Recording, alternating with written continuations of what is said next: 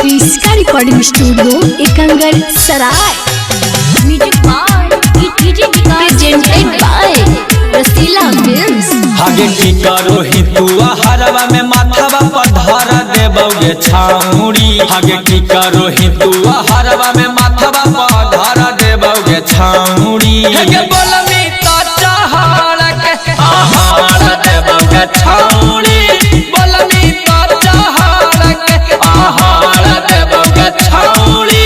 जैसे दरोही दलिया वैसे दरार देबोगे छाउड़ी।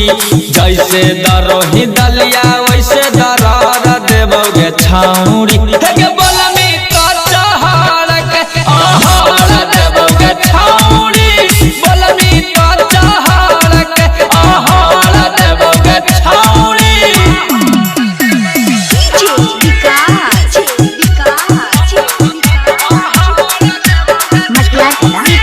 Mix by DJ star.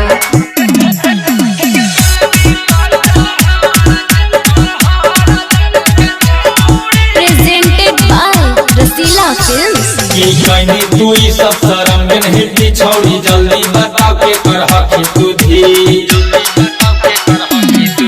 की कहनी तू ई सब शरम में नहीं पिछौड़ी। जल्दी बताओ के कर हकी तू धी। आगे मारबा ऐसा न मारबा खाली लहरा देबोगे छाउड़ी। हेगे मारबा ऐसा न मारबा खाली लहरा देबोगे छाउड़ी। हगे बोलमी तो चहड़ के आहार देबोगे छाउड़ी। बोलमी तो चहड़ के आहार देबोगे छाउड़ी।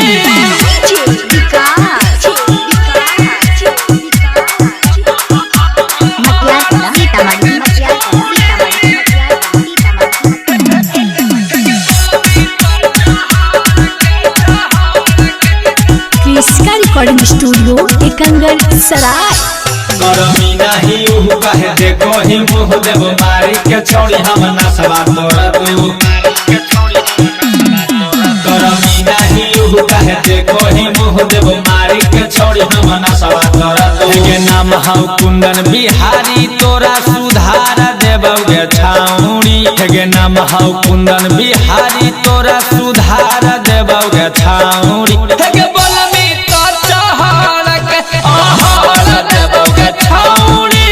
बोलमी तो चहड़ के आहार देबोगे छाउड़ी।